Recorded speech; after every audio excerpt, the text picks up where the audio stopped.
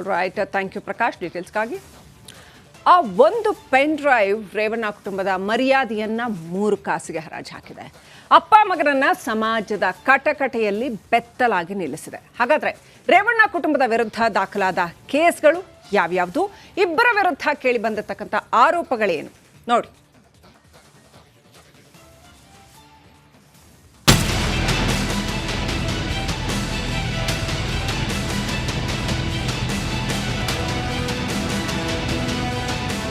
ಅವರು ದೊಡ್ಡಗೌಡ್ರು, ರಾಜ್ಯದಿಂದ ಪ್ರಧಾನಿ ಗದ್ದುಗೆ ಏರಿದ ಏಕೈಕ ನಾಯಕ.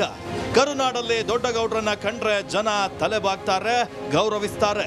ದುರಂತ ಅಂದ್ರೆ ಇಂಥ ದೊಡ್ಡಗೌಡರ ಕುಟುಂಬದ ಮರ್ಯಾದೆಯನ್ನ ಅವರ ಪುತ್ರ ಹಾಗೂ ಮೊಮ್ಮಗ ಇವತ್ತು ಬೀದಿಗೆ ತಂದು ನಿಲ್ಲಿಸ್ಬಿಟ್ಟಿದ್ದಾರೆ. ರೇವಣ್ಣ ಕುಟುಂಬಕ್ಕೆ ಸಂಕಷ್ಟ ಕಟ್ಟಿಟ್ಟ ಬುತ್ತಿ. ರೇವಣ್ಣ ಕುಟುಂಬದ ವಿರುದ್ಧ 3 ಕೇಸ್. ನಿಜ, ರೇವಣ್ಣ ಕುಟುಂಬದ ವಿರುದ್ಧ ದಾಖಲಾಗಿರೋದು ಒಂದಲ್ಲ ಎರಡಲ್ಲ, ಬರೋಬ್ಬರಿ 3 ಕೇಸ್. ಅಷ್ಟಕ್ಕೂ ಆ ಕೇಸ್ಗಳು ಯಾವುವು ಅಂತಾನೆ ತೋರಿಸ್ತೀವಿ ನೋಡಿ. ಏಪ್ರಿಲ್ 28ರಂದು ರೇವಣ್ಣ ಕುಟುಂಬದ ವಿರುದ್ಧ ಹಾಸನದ ಹೊಳೆನರಸೀಪುರ ಪೊಲೀಸ್ ಠಾಣೆಯಲ್ಲಿ ಮೊದಲ ಕೇಸ್ ದಾಖಲಾಯಿತು. ರೇವಣ್ಣ ಮನೆಯ ಕೆಲಸದಾಕೆ ದೂರು ನೀಡಿದ್ದಾರೆ. ಭವಾನಿ ಇಲ್ಲದಿದ್ದಾಗ ರೇವಣ್ಣ ಲೈಂಗಿಕ ದೌರ್ಜನ್ಯವನ್ನ ಎಸಗಿದ್ರು. ಪುತ್ರ ಪ್ರಜ್ವಲ್ ನಾನು ಅಡಿಗೆ ಮನೆಯಲ್ಲಿದ್ದಾಗ ನನ್ನ ಮೈ ಕೈ ಮುಟ್ಟಿ ಹೊಟ್ಟೆಯನ್ನ ಚಿವುಡ್ತಿದ್ರು ಅಂತ ಆರೋಪಿಸಿದ್ದಾರೆ. ಎಸ್ಐಟಿ ಈ ಪ್ರಕರಣವನ್ನ ತನಿಖೆ ಮಾಡ್ತಾ ಇದೆ. ಇನ್ನು ಮೇ 1ರಂದು ಬೆಂಗಳೂರಿನ ಸಿಐಡಿ ಸೈಬರ್ ಠಾಣೆಯಲ್ಲಿ ಪ್ರಜ್ವಲ್ ರೇವಣ್ಣ ವಿರುದ್ಧ 2ನೇ ಕೇಸ್ ದಾಖಲಾಗಿದೆ. ಲೈಂಗಿಕ ದೌರ್ಜನ್ಯ ಎಸಗಿ ಕೊಲೆ ಬೆದರಿಕೆ ಹಾಕಿರೋದಾಗಿ ಖುದ್ದು ಹಾಸನ ಜನಪ್ರತಿನಿಧಿಗೆ ಪ್ರಜ್ವಲ್ ರೇವಣ್ಣ ವಿರುದ್ಧ ಆರೋಪಿಸಿದ್ದಾರೆ. ಸೆಕ್ಷನ್ 376(2) ಅಂದ್ರೆ ನಿರಂತರ ಅತ್ಯಾಚಾರ ಎಸಗಿರುವ ಆರೋಪದ ಅಡಿ ಕೇಸ್ ದಾಖಲಾಗಿದೆ. ನಡಿ, ಈಗ ಶುರು ಮಾಡೋಣ.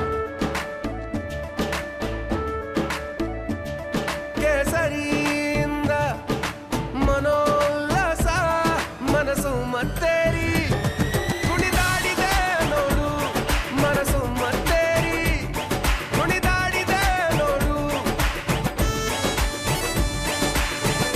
ಕ್ಷಣ ಕ್ಷಣವೂ ಆಚರಿಸಿ ಕೇಸರಿ ಹಬ್ಬ. ವಿಮಲ್ ಬಾಯಲ್ಲಿ ಹೇಳಿ ಕೇಸರಿ. ಇನ್ನು ಮೇ 2ರಂದು ಮೈಸೂರಿನ ಕೆಆರ್ ನಗರ ಪೊಲೀಸ್ ಠಾಣೆಯಲ್ಲಿ 3ನೇ ಕೇಸ್ ದಾಖಲಾಗಿದೆ. ರೇವಣ್ಣ ಮನೆ ಕೆಲಸದಾಕೆಯ ಪುತ್ರ ತನ್ನ ತಾಯಿಯ ಮೇಲೆ ಲೈಂಗಿಕ ದೌರ್ಜನ್ಯ ಎಸಗಿ ಬಳಿಕ ಅಪಹರಣ ಮಾಡಲಾಗಿದೆ ಅಂತ ಆರೋಪಿಸಿದ್ದಾರೆ. ಈ ಪ್ರಕರಣದಲ್ಲಿ ಎಚ್.ಡಿ. ರೇವಣ್ಣ ಹಾಗೂ ಭವಾನಿ ರೇವಣ್ಣ ಸಂಬಂಧಿ ಸತೀಶ್ ಬಾಬು ಆರೋಪಿಗಳು. ನೆನಪಿರಲಿ, ಇದಿಷ್ಟು ರೇವಣ್ಣ ಕುಟುಂಬದ ವಿರುದ್ಧ ದಾಖಲಾದ ಈವರೆಗಿನ ಕೇಸ್ಗಳಷ್ಟೇ.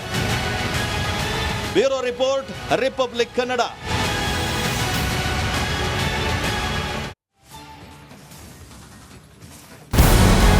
ನಮಸ್ಕಾರ, ಕರ್ನಾಟಕ ಪ್ರೈಮ್ ಟೈಮ್ಗೆ ಸ್ವಾಗತ. ನಾನು ಜಯಪ್ರಕಾಶ್ ಶೆಟ್ಟಿ. ಇಡೀ ಕರುನಾಡು ಇವತ್ತು ರೆಬೆಲ್ ಆಗಿ ನಿಂತಿದೆ. ಈ ಹಗರಣಗಳನ್ನು ಸದನದಲ್ಲಿ ಪ್ರಸ್ತಾಪ ಮಾಡಲು ಕೂಡ ಕಾಂಗ್ರೆಸ್ ಹಿಂದೇಟು ಹಾಕಿದ್ದೇಕೆ? ನಿಮ್ಗೆ ಸಂಬಳ ಅದಕ್ಕೆ, ನಿಮಗೆ ವಾಹನ ಅದಕ್ಕೆ, ನಿಮಗೆ ವೆಪನ್ ಅದಕ್ಕೆ, ನೀವು ಅದನ್ನು ಸೆರೆ ಹಿಡಬೇಕಾಗಿತ್ತು. ನೀವು ವಿದ್ಯುತ್ ಬರ ಇದೆ ಅಂತ ಹೇಳ್ತಾ ಇದ್ದೀರಿ, ಎಲ್ಲಿ ಬರ ಇದೆ ನೀವು ಹೇಳಬೇಕು. ಪಾಕಿಸ್ತಾನ್ ಆಕ್ಯುಪೈಡ್ ಕಾಶ್ಮೀರ್ ಅದು ಎಂದೆಂದಿಗೂ ನಮ್ಮದು.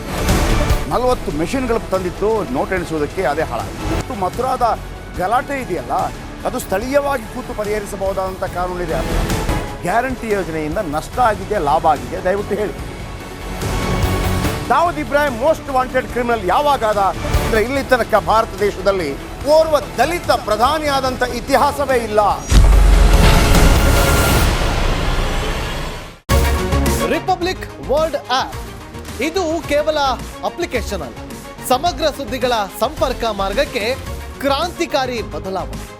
ರಿಪಬ್ಲಿಕ್ ವರ್ಲ್ಡ್ ಆಪ್ ಕೇವಲ ಸುದ್ದಿ ಅಪ್ಲಿಕೇಶನ್ ಅನ್ನ ಪರಿಚಯ ಮಾಡ್ತಾ ಇಲ್ಲ, ಬದಲಾಗಿ ಡಿಜಿಟಲ್ ಸುದ್ದಿ ಬಳಕೆಯ ಹೊಸ ಯುಗಕ್ಕೆ ನಾಂದಿ ಹಾಡ್ತಾ ಇದೆ.